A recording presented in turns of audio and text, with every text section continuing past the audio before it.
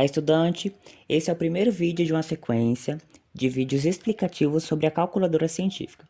Nesses vídeos que eu vou postar, então eu proponho ensinar as funções básicas da calculadora científica, aquelas funções secundárias ativadas a partir do alpha e do shift, e também algumas configurações. É claro que eu não vou conseguir explorar todas as funções em casos específicos e tudo mais, mas isso é importante o quê? O importante é saber um direcionamento sobre as funções principais e a partir deles você consegue ir explorando de acordo com a sua necessidade de uso e aí você vai aperfeiçoando seu conhecimento com o tempo. Mas antes de falar da calculadora científica especificamente, é interessante sabermos que houve uma evolução material e tecnológica para que você consiga então ter hoje em dia um equipamento na sua mão que calcula tanto as operações aritméticas básicas, como adição, subtração, multiplicação e divisão, quanto mais elaboradas, como potenciação, fatorial, combinações e arranjos. Então, começando a partir do próprio conceito da palavra, cálculo. Calculadora, se você for pensar, já vem cálculo, né? E cálculo é do latim cálculos, que significa contagem ou estimativa. E por que essa contagem estimativa está associada à imagem de um conjunto de pedras? Porque era justamente esse tipo de elementos que eles utilizavam para conseguir manipular e visualizar o que está acontecendo a partir do momento que você está calculando. Por exemplo, eu vou associar uma pedra com um elemento que eu estou calculando.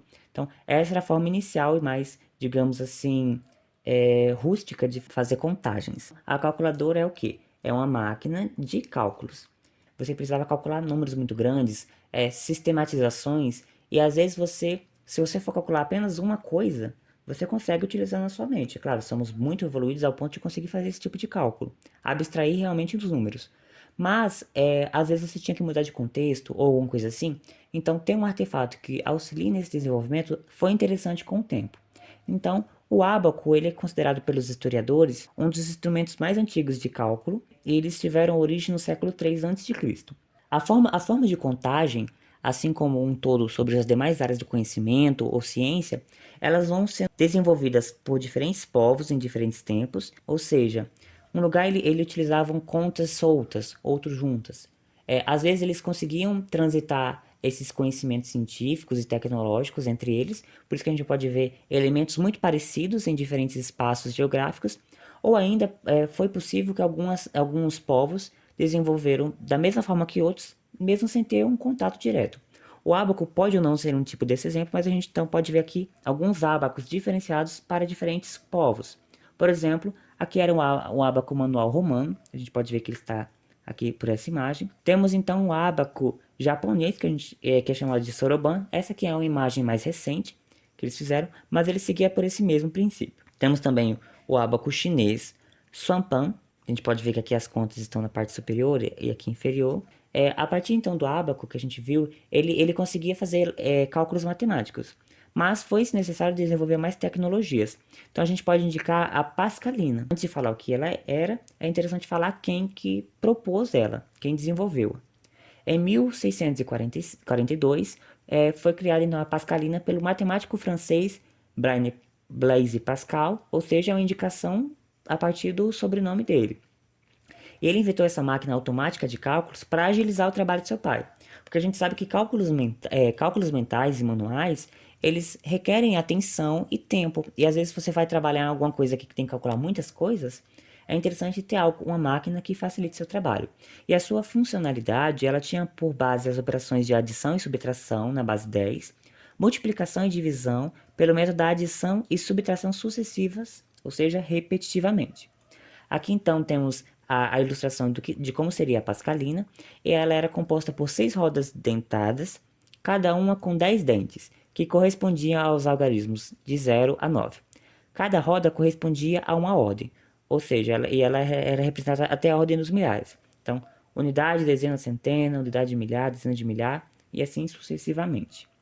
Passando então da calculadora de Pascal, a tecnologia vai sendo desenvolvida a partir do que vai acumulando os conhecimentos, então a curta foi proposta em 1947 pelo engenheiro austríaco Kurt Hestark. A gente pode ver então a curta e Kurt, já existe alguma ligação até no nome.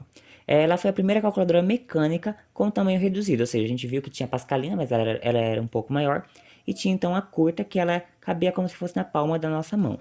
A ideia surgiu-lhe quando Kurt trabalhava na empresa do pai, que produzia calculadoras, e se apercebeu do interesse dos clientes por uma que pudesse ser transportada no bolso. A gente pode ver então a partir desses dois casos que a ciência e a tecnologia ela sempre vai evoluindo a partir de necessidades e indagações das pessoas. A gente pode ver que então que a Pascalina ela foi proposta para ajudar o pai, ou seja, Pascal ele viu a necessidade de fazer cálculos a partir da necessidade, então ele propôs aquilo. E a curta foi da mesma ideia. Viu-se que por exemplo, a Pascalina, ela resolvia problemas, mas ela era muito grande. E para resolver o problema do tamanho, então, propôs então uma calculadora menor. Então, foi essa uma segunda calculadora que a gente pode indicar que contribuiu para a evolução até a calculadora científica. Aqui temos então a imagem da curta. Essa calculadora ela realiza as 4 operações básicas e ainda os cubos e raízes quadradas. Então, a gente pode ver que ela evoluiu um pouco mais ainda nessa questão de possibilidades de cálculo. E por fim, no século XIX e no início do século XX, os objetos eram de bastante uso restrito. Ou seja, só aquelas pessoas com maior poder aquisitivo podiam ter essas tecnologias. Já nos anos seguintes, foi se desenvolvendo mais facilmente, tanto pelo advento das tecnologias, das manufaturas, né, da industrialização. Então, foi tendo as calculadoras mais simples, que é essa que a gente pode ver aqui nessa parte esquerda, e as calculadoras científicas, são as que a gente vai focar nessa série de vídeos. A gente pode ver que, e a partir delas, que eram analógicas, foi se desenvolvendo simuladores de calculadora científica. Você pode baixar até nos seus smartphones simuladores que até fazem mais cálculos e de formas gráficas, o que uma calculadora científica mais simples como essa não conseguiria. Então essas são rápidas considerações sobre o histórico das calculadoras, de como o homem foi desenvolvendo melhor a sua forma de contar. E aqui então é uma referência bibliográfica que eu utilizei para conseguir fazer essa síntese.